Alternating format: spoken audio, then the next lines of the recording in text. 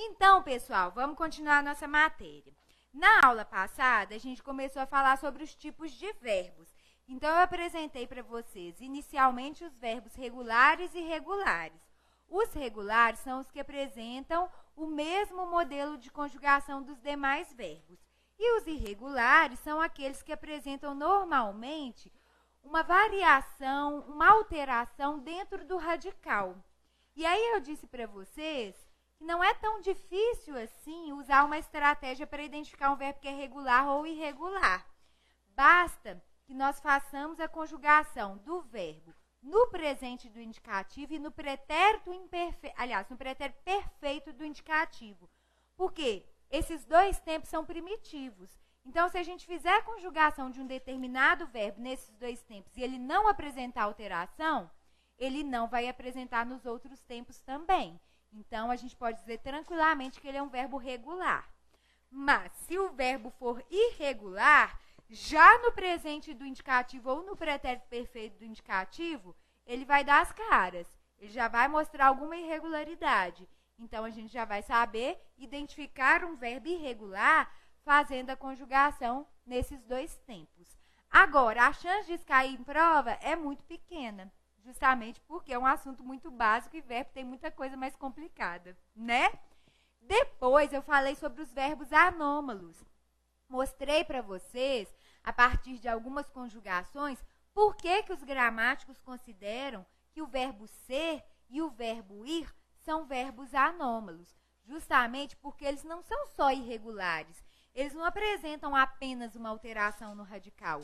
Eles apresentam uma modificação completa, um comportamento totalmente atípico. Por isso que eles são chamados de anômalos, que vem de anomalia, anormalidade mesmo.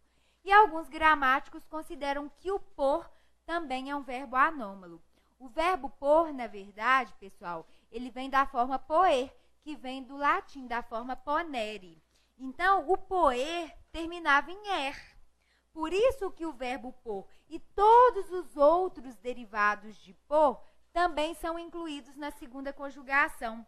Por esse motivo, alguns gramáticos consideram que o verbo por também seja um anômalo. Mas isso também não costuma cair em prova. Eles não costumam perguntar, esse verbo é anômalo? Esse verbo é regular? Esse é irregular? Isso não costuma ser cobrado em prova, beleza?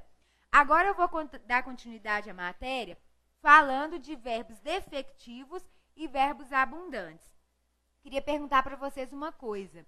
Na aula passada, eu usei 1 para regulares, 2 para irregulares e 3 para anômalo? Foi, não foi? Só para eu dar continuidade a essa ordem aí de números, para a gente se organizar.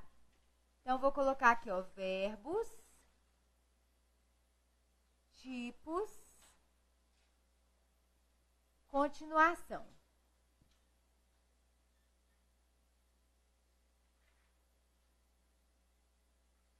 Então, tá. Então, 1 foi para o regular, 2 foi para o irregular e 3 foi para o anômalo. Agora, a gente vai usar o 4 para o defectivo. Ô, gente, dentre os tipos de verbos que são cobrados em prova, o verbo defectivo é o mais cobrado. Vamos ver por quê? Quando você pega um verbo e faz a conjugação completa dele, você joga esse verbo no modo indicativo e faz a conjugação no pretérito perfeito, imperfeito, mais que perfeito, presente, futuro do pretérito.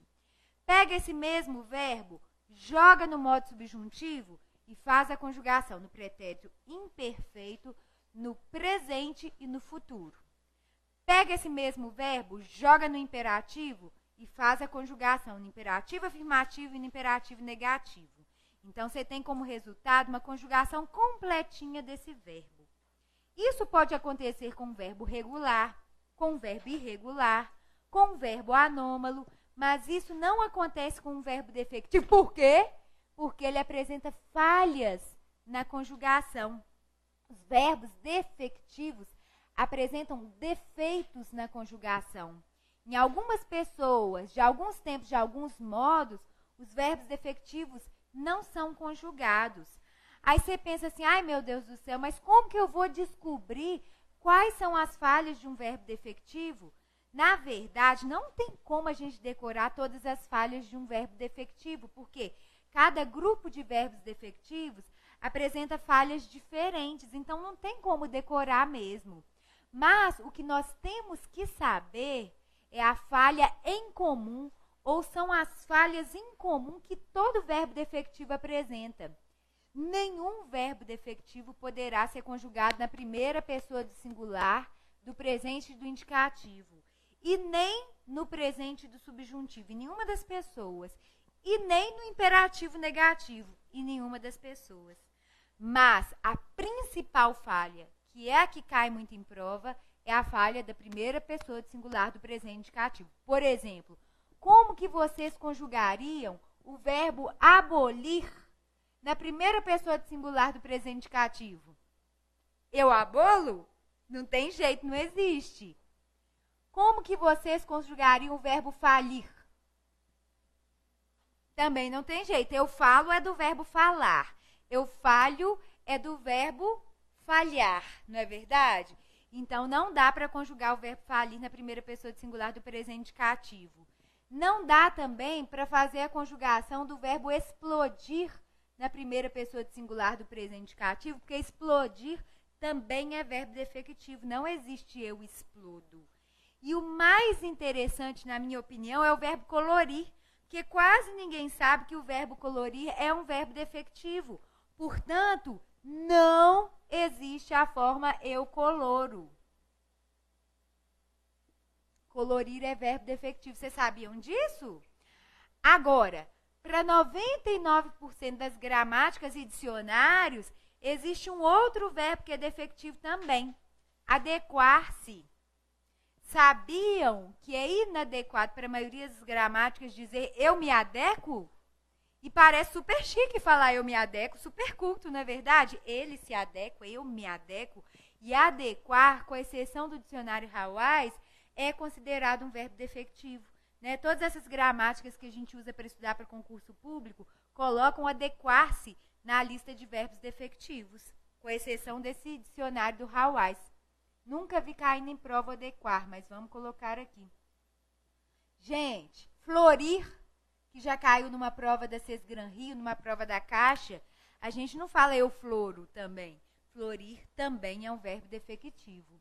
Agora, existem dois verbos defectivos que são os campeões em provas de concurso. São eles o precaver. Então, eu vou colocar um coraçãozinho. E o reaver. Vou colocar um coraçãozinho também, porque eles caem muito em prova e eu vou fazer uma explicação especial para eles, tá bom? Então, o verbo defectivo apresenta falhas na conjugação. A falha em comum mais importante que o verbo defectivo apresenta é a falha na primeira pessoa do singular do presente indicativo. Agora, talvez vocês pensem, gente, para que isso? Para que existe verbo defectivo? Eu também não sei. Eu acredito que os verbos defectivos se mantenham ainda na gramática por questões históricas. Eu já li alguns artigos de estudiosos dizendo que a tendência é que os verbos defectivos um dia deixem de ser defectivos, né? Me parece que o agir, por exemplo, já foi defectivo. Então, antigamente, não se podia dizer eu ajo do verbo agir. Também eu ouvi dizer que o verbo emergir já foi defectivo. Agora, a maioria das gramáticas já consideram que o emergir não é mais verbo defectivo. Então, seria correto dizer eu emerjo, por mais feio que pareça. Então, a tendência é que em um dia qualquer, não sei quando, não sei se a gente vai estar aqui para ver, esses verbos passem a ser conjugados, né? Podem até ser verbos irregulares, mas passem a ter conjugação completa.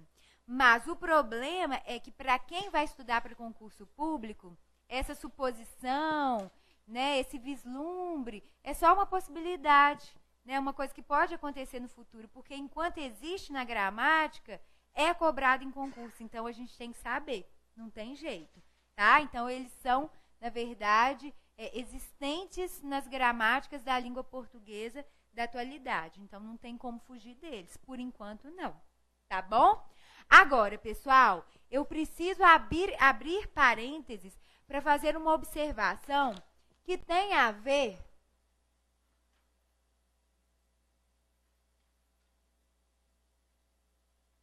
com o processo de formação de palavras. O que acontece? Se organizem aí no caderno de modo que vocês vejam que o que eu vou colocar agora não é um outro tipo de verbo, né, em relação à categoria, que é o que a gente está estudando agora. Na verdade, isso aqui tem a ver com o processo de formação que originou o verbo. Por que eu vou enfiar uma outra matéria dentro dessa que a gente está estudando agora? Porque em provas de concurso, eles colocam umas pegadinhas envolvendo verbos defectivos, que é o que a gente acabou de estudar, em especial esses dois últimos aqui, que receberam o coraçãozinho, mas isso que eu vou falar agora. Por isso que eu tenho que enfiar a colher de pau no meio do assunto, porque é importante a gente fazer essa relação, porque é isso que cai em prova, tá bom? Então, organizem aí no caderno de vocês. Seguinte, existe um processo de formação de palavras da língua portuguesa que é derivação. A gente vai ver isso mais para o finalzinho do curso. A derivação pode ser prefixal, sufixal, parasintética, imprópria ou regressiva. As mais fáceis de serem identificadas são derivação prefixal, que é a colocação do sufixo antes da palavra, né? Pode ser um verbo ou pode ser qualquer outra. E a sufixal, que é a colocação do afixo, que é o nome genérico, né, dessa estrutura colocada antes ou depois do verbo, ou depois do nome, né, que faz com que haja derivação sufixal. Por que eu estou falando disso agora? Que eu quero que vocês entendam que existem os verbos derivados. Por que eles são chamados de verbos derivados? Porque eles sofreram um processo de derivação. Mas não é qualquer processo de derivação. Eles sofreram um processo de derivação prefixal. Os 4 verbos da língua portuguesa que mais sofrem processo de derivação prefixal são o ter, o vir, o ver e o por.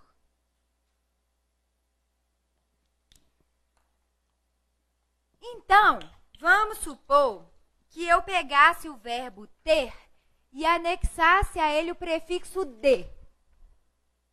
Qual verbo que eu formaria a partir do ter? De ter. Então, eu posso dizer que de ter é um verbo derivado porque ele recebeu um prefixo, né? Na verdade, o verbo primitivo ter recebeu o prefixo de e com isso eu consegui formar esse verbo derivado, que é o verbo deter. Se eu pensar no verbo... já sei. Pensem no verbo ter. Anexem ao verbo ter o prefixo re. Reter. Então, quando eu formo o verbo reter, na verdade, eu faço uso do verbo primário, que é o verbo ter, anexo a ele o prefixo re e com isso eu consigo formar o verbo derivado reter. Vamos pensar no verbo vir, que cai demais em provas de concurso. Se for fazer prova da Fundação Carlos Chagas, então, esse aqui não cai, despenca, como dizem todos os professores. Então, vamos pensar nos verbos derivados de vir. O campeão em provas de concurso, intervir.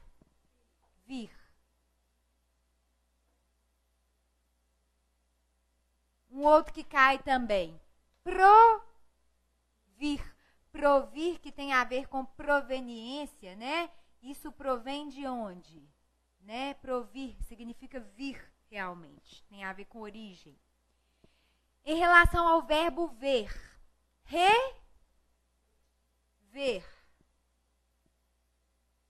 prever.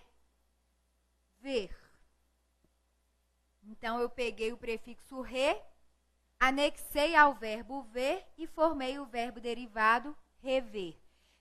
Peguei o verbo ver, anexei a ele o prefixo pre e formei o verbo derivado prever.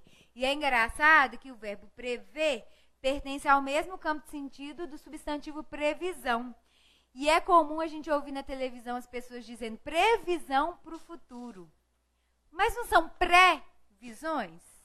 São visões que vêm antes. Então, previsão só pode ser para o futuro. Não faz sentido ser para o passado. Então, quando a pessoa diz previsão para o futuro, é o quê? Redundância. Não é verdade? Em relação ao verbo pôr, todos os verbos terminados em por são derivados de por. Todos eles, como eu falei, pertencem à segunda conjugação, porque o verbo por vem de poer, que vem do latim, ponere. Então, vamos colocar o propor, que cai demais em prova. Repor, compor, depor. Né? Existem inúmeros exemplos que a gente poderia usar para ilustrar os verbos derivados de por. Na apostila de vocês eu coloquei vários, tá? Por que eu preciso que vocês saibam questões relacionadas ao comportamento dos verbos derivados? Porque cai muito em prova. E o que eles querem de vocês? Eles querem que vocês saibam conjugar os verbos derivados.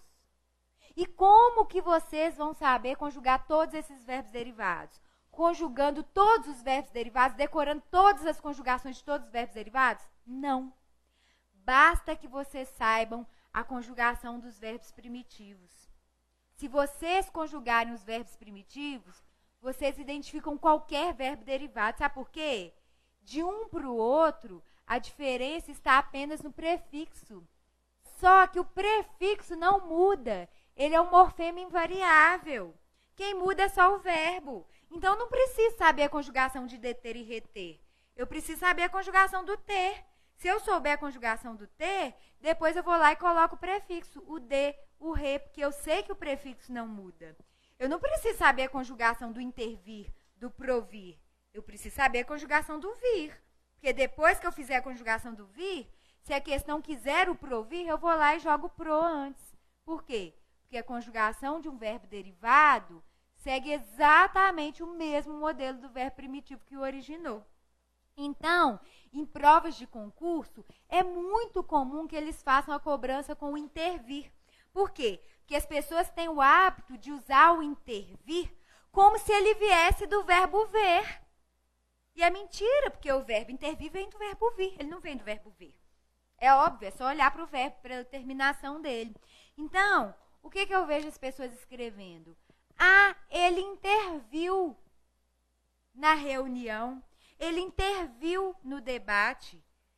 Peraí, viu é o passado de qual verbo? Do verbo ver. Mas intervir não vem do verbo ver? Intervir vem do verbo vir. Então, se eu precisar conjugar um verbo derivado, eu tenho que pensar na conjugação do verbo primitivo. O passado do verbo vir é ele veio. Então, o passado do verbo intervir será ele interveio.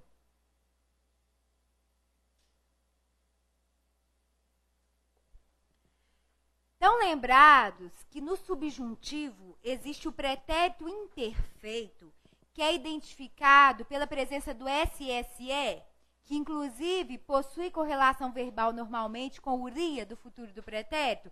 Se essa rua fosse minha, eu mandaria ladrilhar.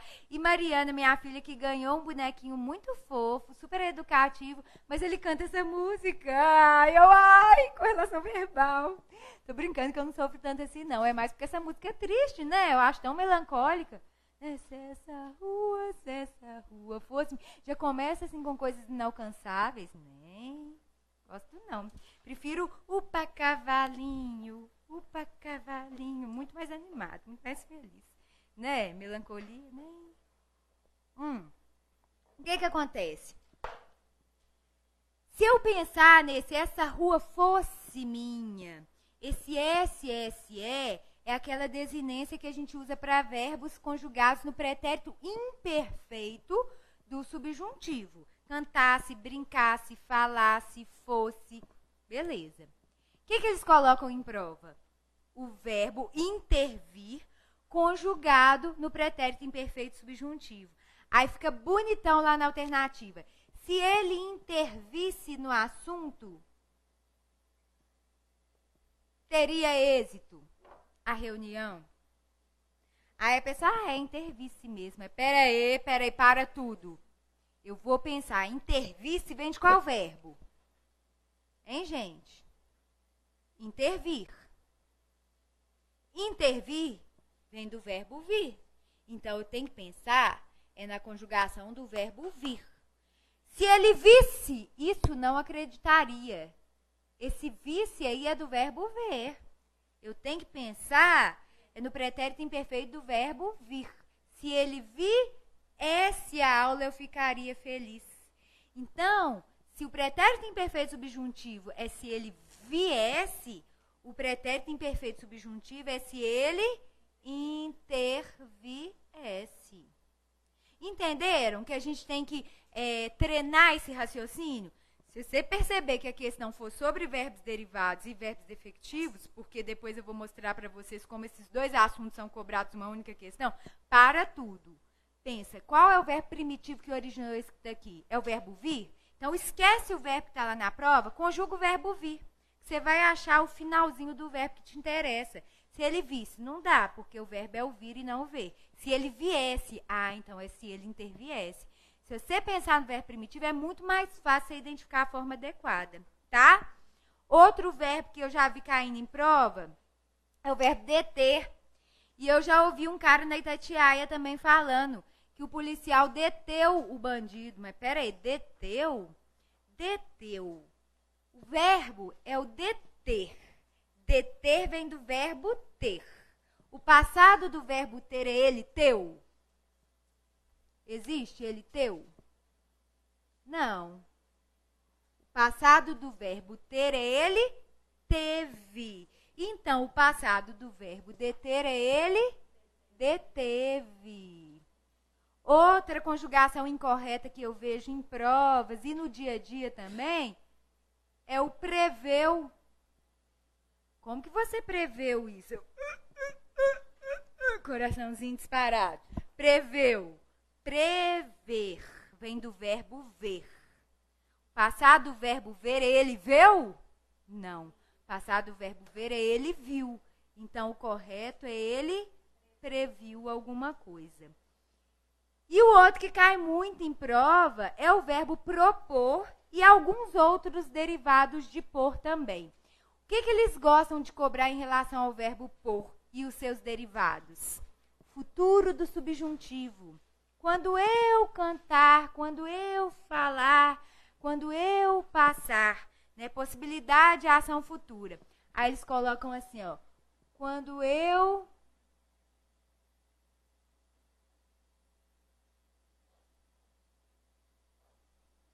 o assunto. Eita.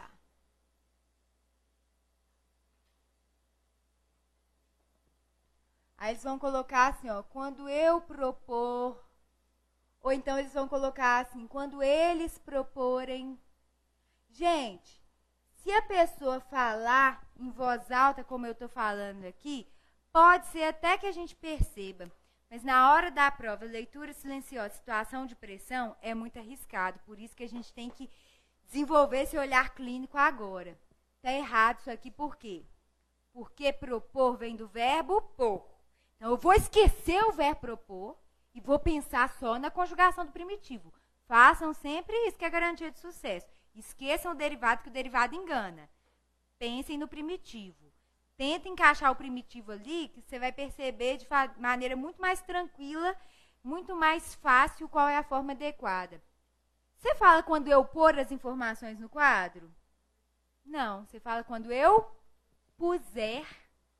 Se o futuro subjuntivo do verbo pôr é puser, então o futuro subjuntivo do verbo propor também vai ser propuser.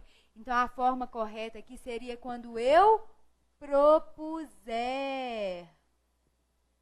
E o de baixo?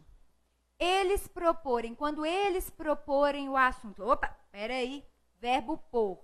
Quando eu puser, quando tu puseres, quando ele puser. Ou seja, quando eles puserem. Se o futuro subjuntivo do verbo pôr é puserem, na terceira pessoa do plural, então o futuro subjuntivo na terceira pessoa do plural do verbo propor vai ser o quê? Quando eles propuserem.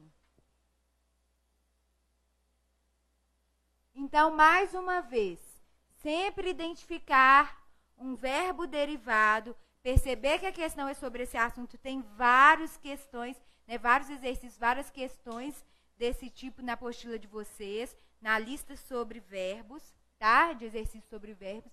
Então, treinem isso. Esqueçam o derivado, conjuguem o primitivo, que aí fica muito mais fácil achar a resposta correta. Porque o prefixo não varia mesmo, não é verdade? Agora, primeiro, cuidado. O verbo requerer não é derivado de querer. É pegadinha do malandro. Como diz minha sobrinha, ninguém mais fala pegadinha. Só trollagem. Então, eu falei, eu não vou conseguir falar trollagem das organizadoras. Então, vai continuar sendo pegadinha mesmo. Então, pegadinha comum em prova. Colocar o requerer como se fosse derivado de querer. Mentira. Porque eu não falo eu requero alguma coisa. Eu falo o quê? Eu requeiro. Então, requerer é um verbo irregular que tem uma conjugação própria. Não é derivado de querer. Na listinha sobre verbos, deixa eu ver onde que ele está. Na apostila do Prolabore, ele é o verbo 10, da página 87. Tem uma listinha aí com várias conjugações de verbos. Na parte 8 do capítulo de verbos. Então, é interessante vocês colocarem aí no caderno de vocês. Requerer não é derivado de querer e colocar a conjugação completa na página 87 dessa apostila do Prolabore, tá? Então, é bom dar uma lidinha, não precisa decorar, tá? Porque normalmente em prova eles vão colocar as conjugações mais básicas mesmo, tipo, eu requero. Aí você tem que saber que tá errado, o certo é eu requeiro, porque requerer tem uma conjugação própria por ser um verbo irregular. Outra coisa. Vou voltar para o meu assunto principal, que são verbos defectivos.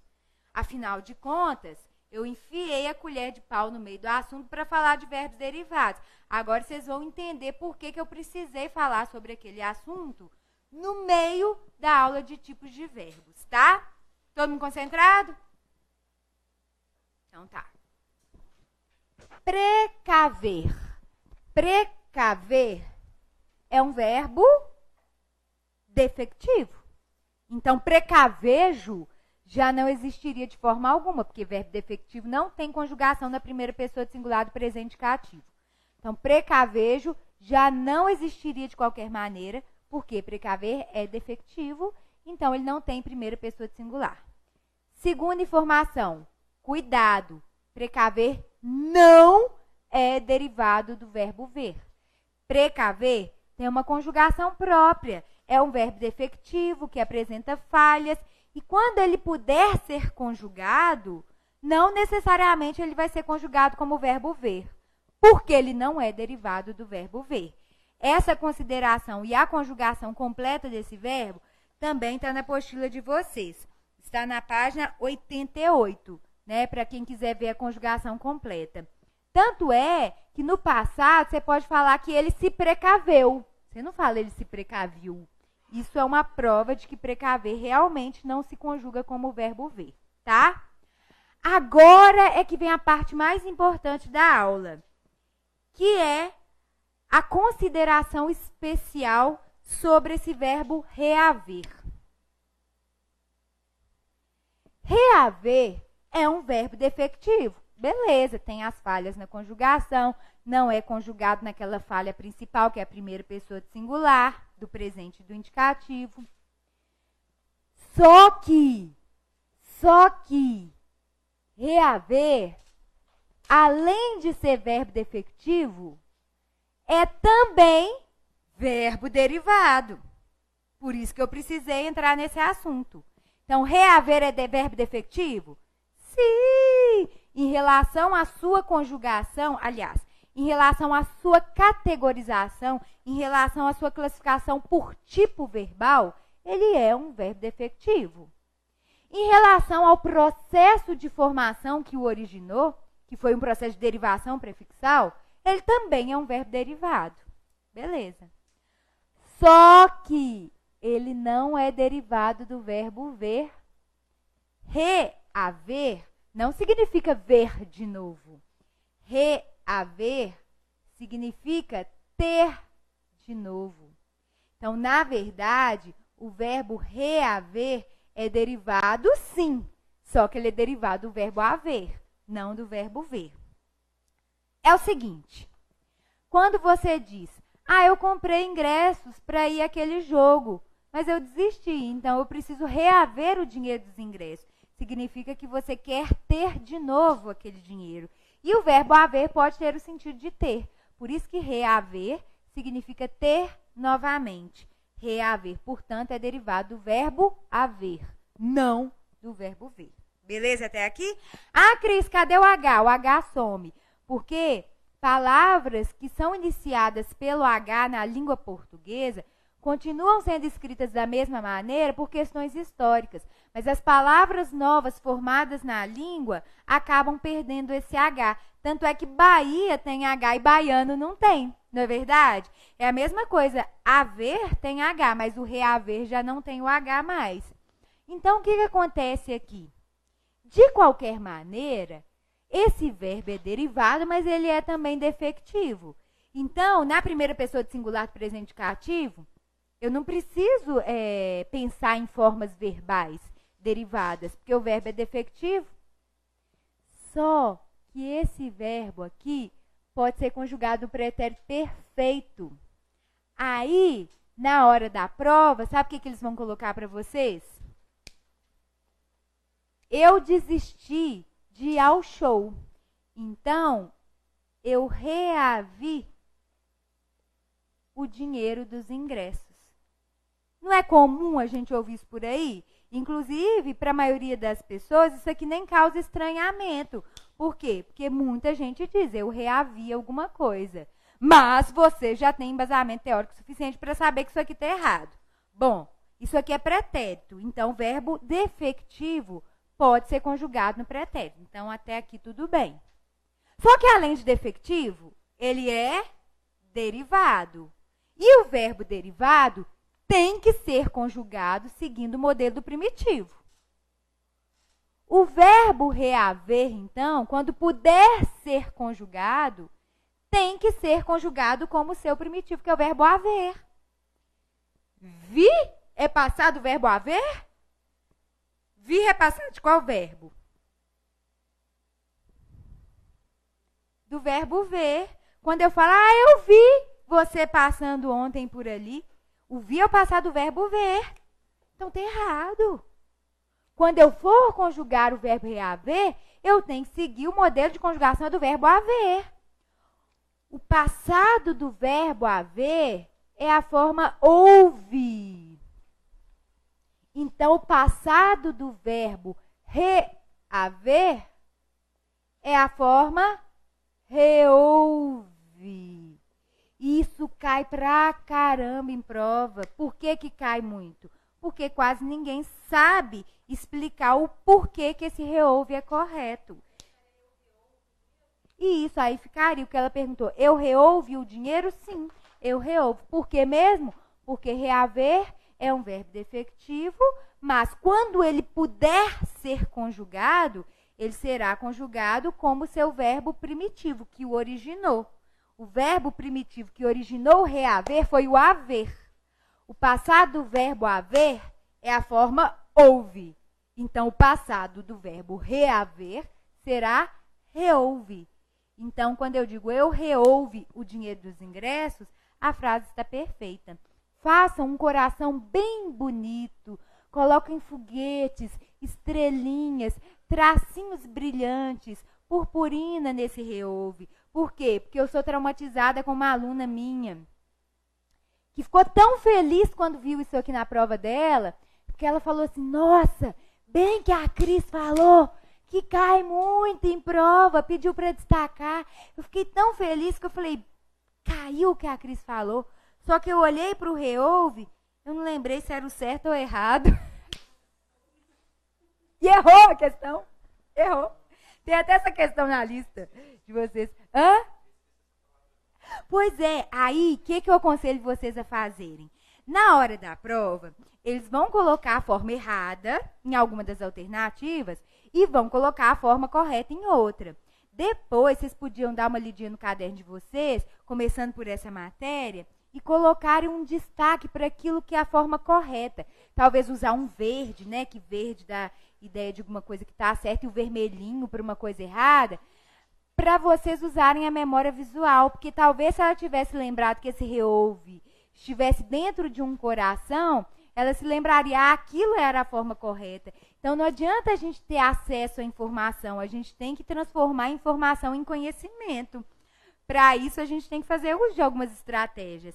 E essa estratégia de memória gráfica, né, memória visual, ajuda muito. Então, sei lá, coloca um coração, alguma coisa verde, criem algum código com vocês mesmos para saberem identificar aquilo que está certo e errado. Porque na hora que vocês pararem para se lembrar, falar aquilo ali tinha um X, estava errado.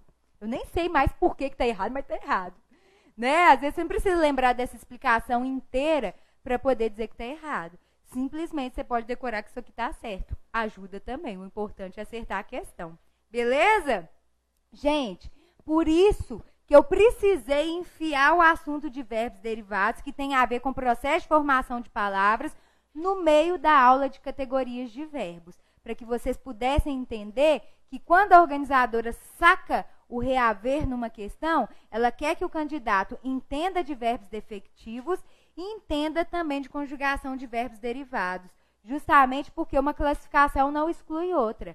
A classificação de um verbo como defectivo tem a ver com seu tipo, com a sua categoria, e a classificação de um verbo como derivado tem a ver com o processo de formação que o originou. Então, uma classificação não exclui outra. Beleza? Você ia perguntar alguma coisa, Fabiana? Você estava fazendo assim, um olhar reflexivo?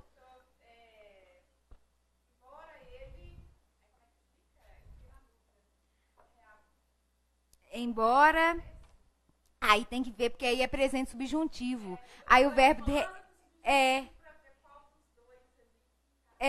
que ela está formulando uma frase aqui para pensar como que o verbo reaver ficaria. Só que ela pensou na conjugação do presente subjuntivo. E no presente subjuntivo o verbo defectivo não é conjugável, digamos assim. Na página 88, que é a mesma página que tem o verbo precaver, tem também a conjugação do verbo reaver.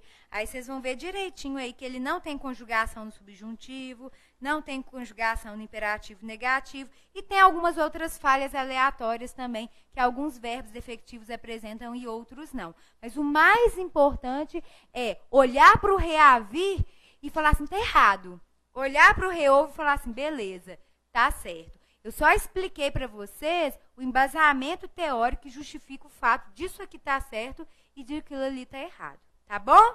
É isso. Agora, eu preciso falar de verbos abundantes. Os verbos abundantes não caem muito em prova, caem muito pouco.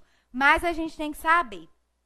Para que vocês entendam bem tudo que eu for falar sobre verbos abundantes, eu vou ter que entrar com a observação número 2. Todas essas entradas de outras matérias que eu faço, né, no meio de nossas aulas, tem sempre um propósito didático. Justamente fazer o quê? Compactar, sei lá, relacionar os conteúdos que são distintos, que estão em pontos diferentes da matéria, mas que são necessários para você resolver uma determinada questão. Então, eu escolho esse momento da aula para falar sobre locuções verbais. Porque a partir de agora, quando a gente for falar sobre qualquer assunto relacionado a verbos, você já tem que saber o que é locução verbal. Então, por isso que nessa parte da aula, eu apresento a observação número 2. Depois eu falo do 5º tipo de verbo. Combinado? Vocês entenderam? Então, 1 verbos regulares, 2 irregulares, 3 verbos anômalos, 4 verbos efetivos. Dei uma passadinha em verbos derivados para entender pegadinhas que envolvem o conceito de defectivos e derivados. Vou fazer uma observação número 2 para explicar para vocês de forma clara o que é uma locução verbal, para vocês entenderem o 5º tipo de verbo, que é o verbo abundante. Beleza? Então, eu escolho esse momento da aula que eu acredito ser o melhor para a gente falar sobre esse assunto. Tanto é que muita gente me questionou, Cris, por que a gente não viu colocação pronominal logo depois de termos estudado os pronomes pessoais do caso reto, os pronomes pessoais do caso oblíquo? Justamente porque para estudar a colocação pronominal, eu preciso que a pessoa já saiba identificar de forma clara e objetiva uma locução verbal. E é o que a gente vê na aula de verbos. Então, eu prefiro que a pessoa estude tudo sobre pronomes, para depois estudar tudo sobre verbos, porque assim ela vai entender com muito mais clareza as regras de colocação pronominal. Então, sempre que a gente muda uma ordem, é sempre com algum objetivo final, né? Então, vamos colocar a observação número 2. Na apostila de vocês, essa matéria não segue a mesma ordem da aula, justamente porque eu gosto que vocês tenham um material organizado pela lógica de uma gramática e outro material organizado pela lógica de um exercício, justamente para vocês aprenderem a fazer o estabelecimento de conexões, né? Seguinte.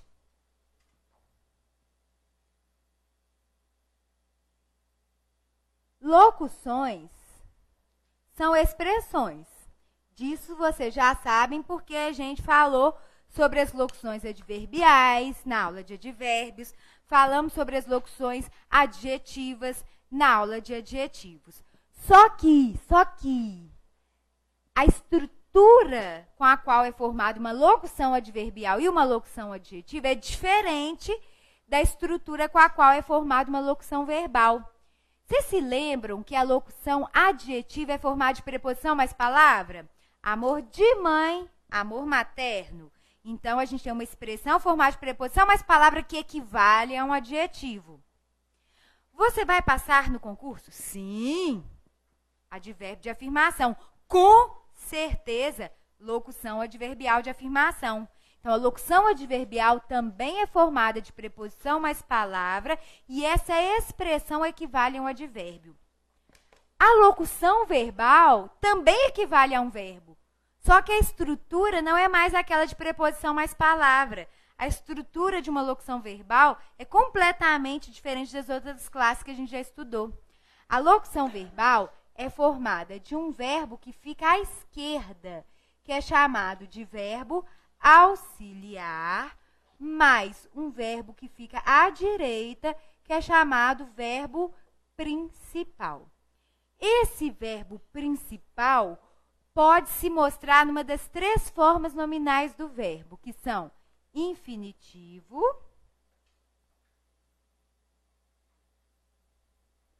gerúndio, né, Odaí? E particípio.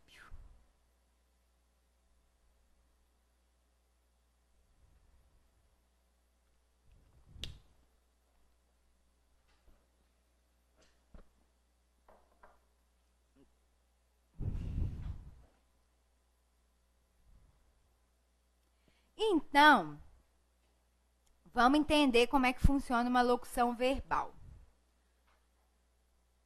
O auxiliar na nossa vida, em qualquer setor, faz o serviço leve ou serviço pesado?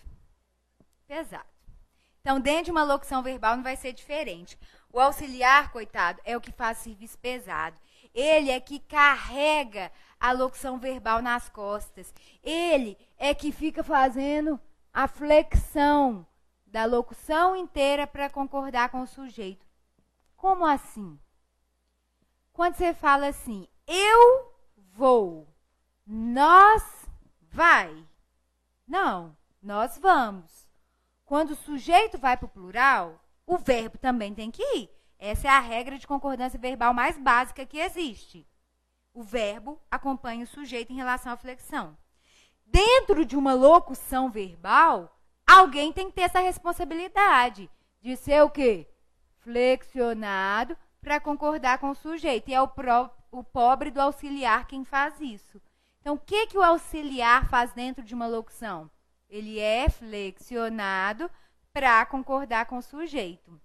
Já o verbo principal, de modo geral, fica lá todo metido, carregando a significação principal da locução. E sempre que você identificar uma locução verbal, você vai perceber que o verbo da direita, que é o principal, se apresentará numa dessas três formas nominais, né? É o infinitivo, que são aquelas formas terminadas por R, andar, fazer, beber, partir, por. Existem aquelas formas terminadas em NDO, são chamadas de gerúndio, falando, fazendo, andando, partindo, que indicam continuidade de ação. E existem as formas do particípio, que se parecem com adjetivos, porque normalmente estão atreladas a qualificações de estado, a própria qualificação, a qualidade em si. Né? O particípio são aquelas formas terminadas em ado, ido ou gotoso. Eu vou falar melhor sobre essas terminações dentro de verbos abundantes. É justamente por isso que eu tenho que entrar com esse assunto agora. Então, cantado, bebido, pego, feito, preso, são verbos que se apresentam na forma do particípio, que também é uma forma nominal do verbo. Agora eu preciso mostrar para vocês tudo isso que eu estou dizendo na teoria dentro de frases, para vocês enxergarem, né? Ó, eu preciso falar. Eu estou falando. Eu tenho falado.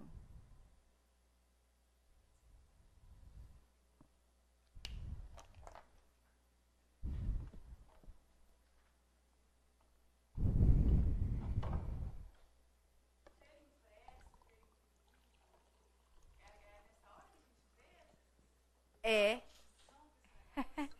É verbo abundante, isso mesmo. Aí perguntou se o tinha imprimido ou tinha impresso. É nessa aula que a gente vê? É nessa aula.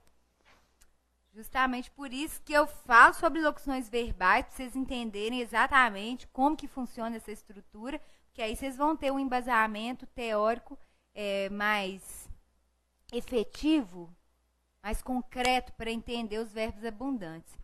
Gente, olha aqui. Eu preciso falar, eu estou falando, eu tenho falado. Preciso é o verbo da esquerda, é o auxiliar.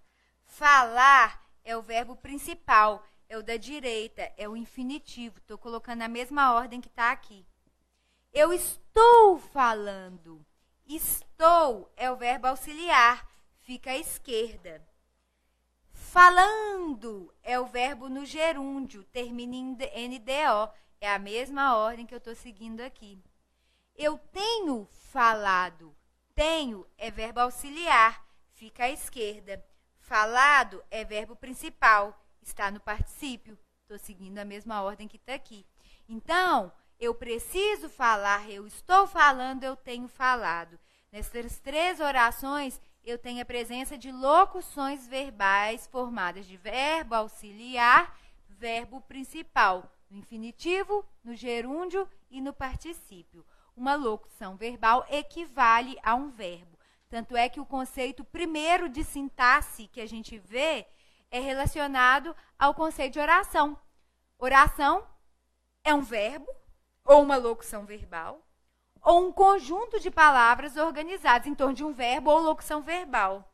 Porque uma locução verbal equivale a um verbo, tá bom? Agora, será que o auxiliar é realmente o responsável pela flexão da locução inteira? Vamos fazer a flexão do sujeito nessas três frases oralmente aqui na sala, para a gente ver se realmente é essa a função do verbo auxiliar? Eu preciso falar. Nós precisamos falar. Auxiliar flexionou. Eu estou falando. Nós estamos falando. Auxiliar flexionou. Eu tenho falado. Nós temos falado.